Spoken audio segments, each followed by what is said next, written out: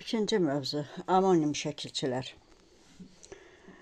Amonim şəkilçilər dilimizdə çoxdur. Onlardan daha çox işləkləri ilə, bəzilərindən tanış olacağıq. Birinci, ən çox amonimliyi olan şəkilçilərdən biri dır şəkilçisidir. Dır şəkilçisi,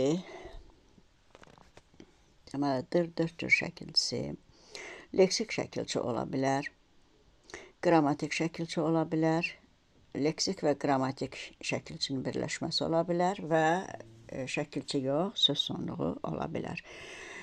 Yoxlama qaydası. Dır, əgər biz mak şəkilçisini artıra biliriksə dır şəkilçisindən sonra, deməli o feil düzəldən şəkilçidir və leksik şəkilçidir. Bu ancaq feildə ola bilər, başqa heç bir nitq hissəsində ola bilməz. Əgər mak şəkilçisini artıra bilmiriksə, deməli o və şəkilçi sualda iştirak edirsə, deməli o qrammatik şəkilçidir və şəx şəkilçidir. Bu bütün sözlərdə ola bilər. Feildə də, eləcə də digər nitq hissələrində də ola bilər.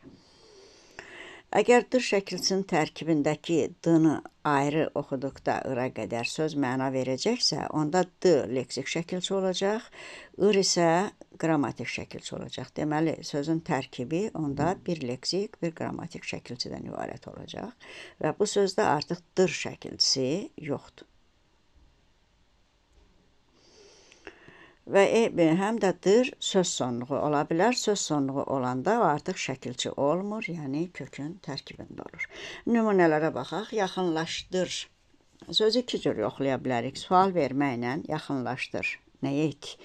Dır suala qoşulmadısa, deməli artıq leksik şəkilçidir. İkinci yoxlanmamız mak artırmaqla yoxlayırıq. Yaxınlaşdırmaq artıra bildik. Deməli, dır leksik şəkilçidir. Onda sözün tərkibi, yaxın sözün kökü, yaxınlamaq demək olmaz deyə laş bütöv bir leksik şəkilçi, dır da ikinci leksik şəkilçi. Deməli, dır burada iştirak elədi leksik şəkilçi kimi.